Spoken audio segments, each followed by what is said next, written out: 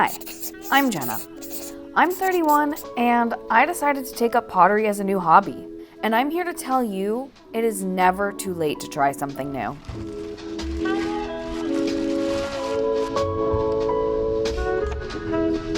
Now, a little bit of backstory. I wasn't going into pottery completely blind. My sophomore year of college, I took an intro to ceramics class. 3 hours, twice a week, plus additional studio time if you were feeling ambitious. Keep in mind, though, that my sophomore year of college was 11 years ago. Over a decade, if you will. I had not touched a pottery wheel since, but I always wanted to. The problem? Time. I work at the same university I attended, and as an employee, I do have the added perk of auditing classes for free, which I have done. But pottery, as I said, is a 3-hour class smack dab in the middle of the work day. So sadly, auditing that class would not be an option for this 8 to 5 work girly. I continued to hold out hope that eventually I'd find a way. And eventually, I thought I had. The university is finishing construction on a brand new arts facility, complete with new pottery studio.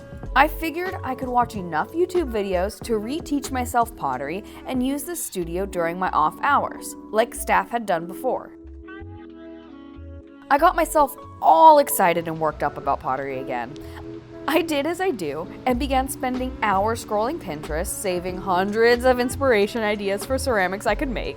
I watched those YouTube videos, relearning techniques I had long since forgotten. I even started mentally assigning people handmade Christmas gifts. I am on a massive budget after all, so this sounded like a cheaper option. I was, as they say, hyperfixated AF. Everything was falling into place. Or so I thought. I reached out to the ceramics professor, asking if employees would be able to use the space, and I eagerly awaited her response, expecting an excited, "Yes, employees can utilize the space whenever they wish. I'm so glad you're interested in ceramics again." Yeah, you may be guessing from that setup that that is not the email I received. While the professor was excited for my interest in ceramics, she said that the new studio space would only be available to students taking academic courses. I was crushed. Like, unexpectedly heartbroken. I took a long walk around campus to collect my thoughts. I had not realized how badly I had hyped this up in my mind until the door was unexpectedly closed in my face, and I didn't know what to do. The day I received this email, I also had way too much caffeine, so my brain and my computer had approximately 500 million tabs open trying to figure out how to make this work. Okay, I can't use the studio. What about wheels? Can I buy my own and throw it home? Oh, wheels are kind of expensive. What about a kiln? Definitely cannot afford a kiln, nor do I even know how to operate one. What about glazes and tools? It was all adding up to be too much. Then, I remembered the local community center has a ceramic studio. They offer classes, but they are way outside my budget, and it looks like summer classes have already started. What about studio time? Yes, they do have studio time. But at $12 an hour, that will add up fast. So what if I got my own wheel, throw it home, and only use the studio for glazing and firing? Again, circling back to wheels being not the most affordable. There are cheaper wheels, but the reviews are mixed, as they often are when you're buying bottom of the barrel quality. I really was in a pickle, wasn't I? I was spiraling, actually, texting my friends like I was narrating a live episode of If You Give a Mouse a Cookie, Pottery Edition. Every idea started out simple, but then I'd have to add this if I was gonna do that, and I'd have to buy this if I needed that. Everything came with another purchase, another caveat, another complication.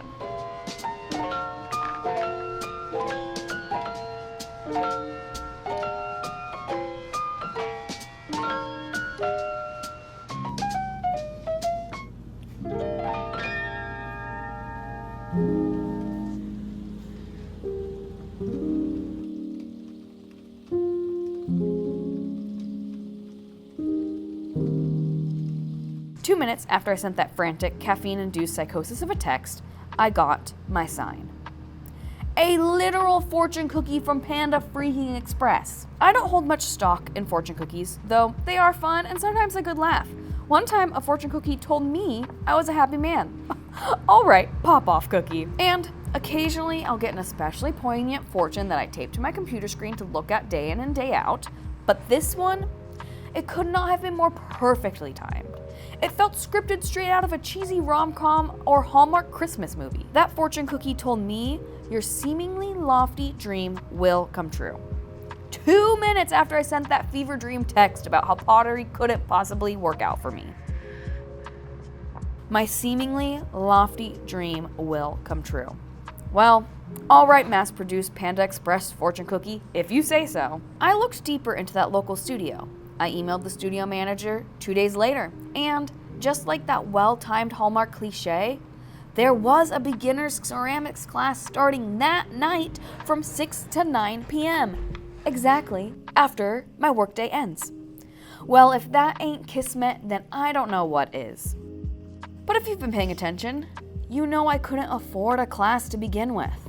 Well, this community center offers scholarships, and I got one, which significantly reduced the price of the class. The other bonus? Enrolled students get unlimited studio time for free. Yes, my favorite cost, $0.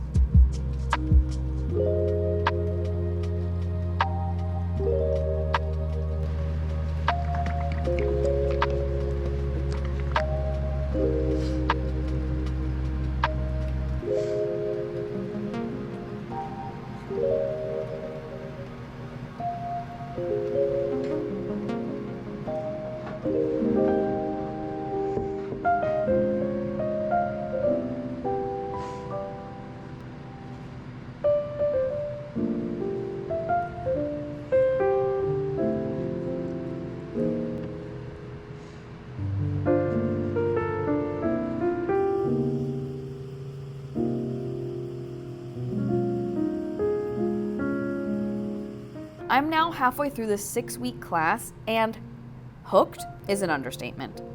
I'm spending about 10 hours a week in the studio throwing as much as I can. Are my pieces good? No, not really. I mean, for a beginner, they actually aren't that bad. But I see all the inconsistencies in my throws. The uneven rims, the lumpy walls, the wonky foot trims. Every mug turns into a bowl, every bowl a plate.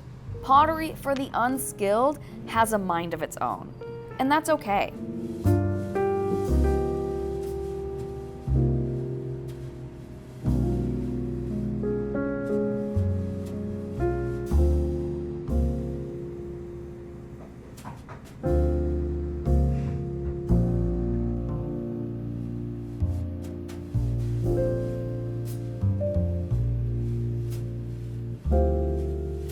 One of the beautiful things about pottery is learning to let go. Let go of perfection. Let go of expectations. When a piece turns out wrong, use it for something new. I had a wonky bowl that was too bulbous, so I added 3D clay flowers to distract from the shape, and I actually kind of love it now. I also drilled holes at the bottom so it can be a plant pot instead of a bowl. That gave me the freedom to experiment with underglazes. If it turns out awful, no big deal. It was already doomed from the start. There's freedom in letting go.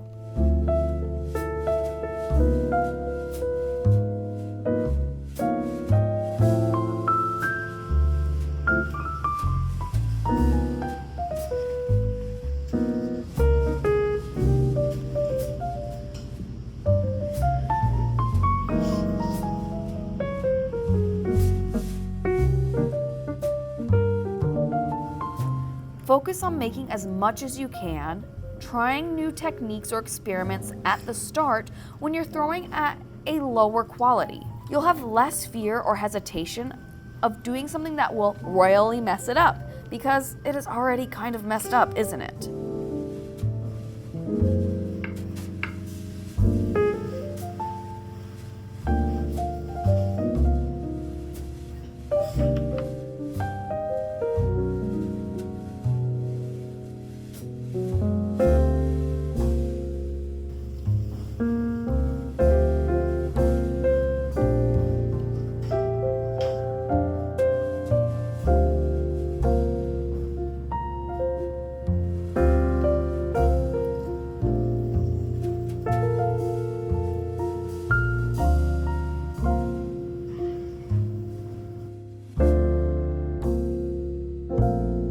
Now, if you've been around my channel for a while, then you know I've been battling some pretty bad chronic fatigue. And you may be wondering, does pottery help with that chronic fatigue? No, no it does not. In fact, I am in more pain than ever every time I sit at the wheel to throw. But that doesn't stop me. Because I love it so much, I'm willing to grit my teeth through the pain and fatigue and throw anyways. Is this ideal? No, not in the slightest. I actually kind of hate it. But I'm working on diagnosing and treating this. I hope I'll get to a place where I can enjoy pottery without the pain. But for now, I'm throwing through the fatigue. Because it's so worth it.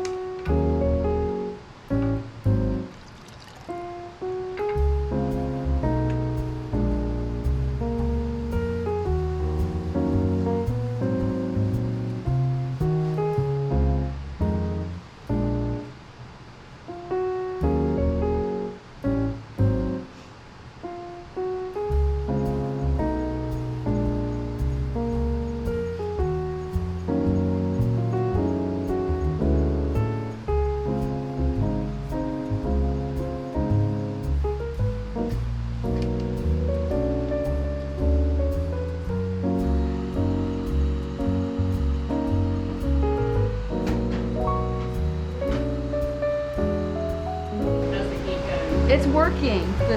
The bottom of this plate was not getting dry, so it's helping for sure.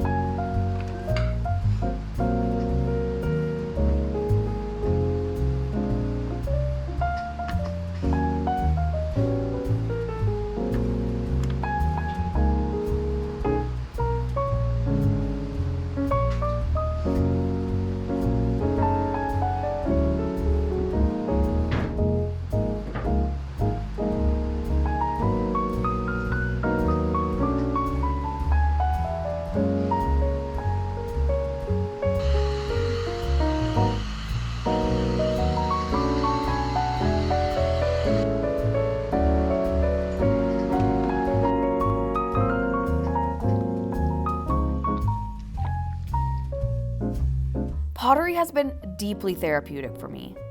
Watching and feeling clay transform under your fingers is like magic. It's meditative, grounding, and honestly, very addicting. I'm so grateful I made time for this even at 31. And you know what? I'm not even the oldest beginner in the studio. Plenty of people are starting pottery for the first time later in life, and it's so life-giving to see. So if you've been waiting for a sign to start something new, you can use my fortune cookie too. I'm willing to share. You're not too late. You're right on time.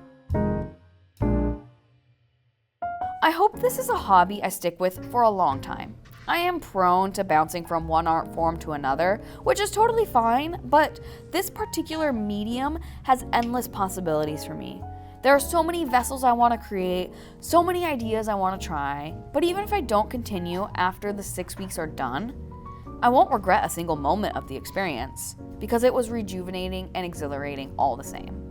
I hope this motivates you to try that thing you've been putting off because you feel like it is too late in life. If your body is still taking in breath, it is never too late.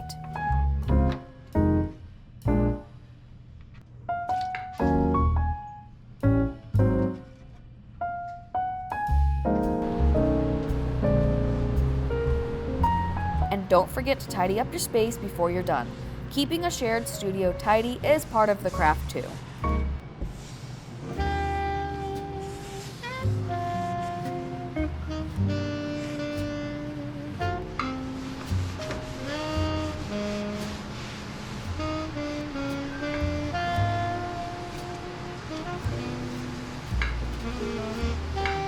Should I just run a sponge around it? Or Yeah, I think that one looks pretty good. fairly If you- even, right? Except, Yeah, I think if okay. you just run the sponge and Okay. finesse it a bit.